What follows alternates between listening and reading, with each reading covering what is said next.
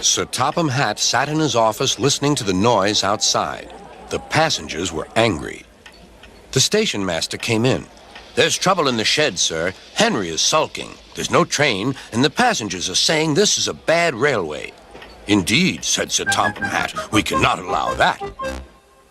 He found Gordon, James, and Henry looking very cross. "Come along, Henry. It's time your train was ready." "Henry's not going," said Gordon. "We won't shunt like little tank engines. That was Thomas's job. We're important tender engines. You fetch our coaches and we will pull them. Tender engines don't shunt." "We'll see about that," said Sir Topham Hatt. "No engine on my railway is too important for small jobs." And he hurried away to find Edward. The yard has never been the same since Thomas left to run his branch line, he thought sadly.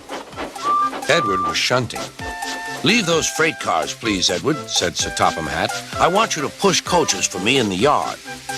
"Thank you, sir. That will be a nice change." "That's a good engine. Off you go, then."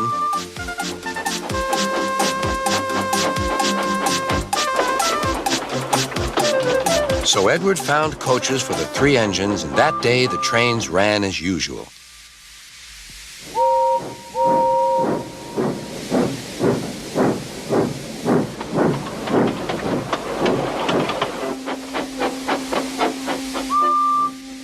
But next morning, Edward looked unhappy.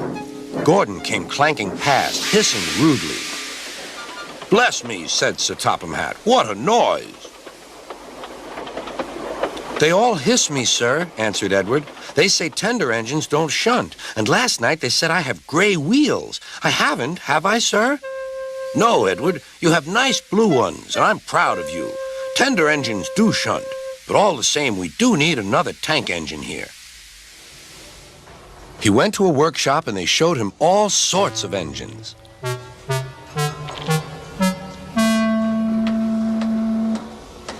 At last he saw a smart little green engine with 4 wheels. "That's the one," he thought. "If I choose you, will you work hard?" "Oh, sir. Yes, sir." "That's a good engine. I'll call you Percy." "Yes, sir. Thank you, sir." And Sir Topham Hatt brought Percy back to the yard. "Edward," he called, "here's Percy. Will you show him everything?" Percy soon learned what he had to do, and they had a happy afternoon.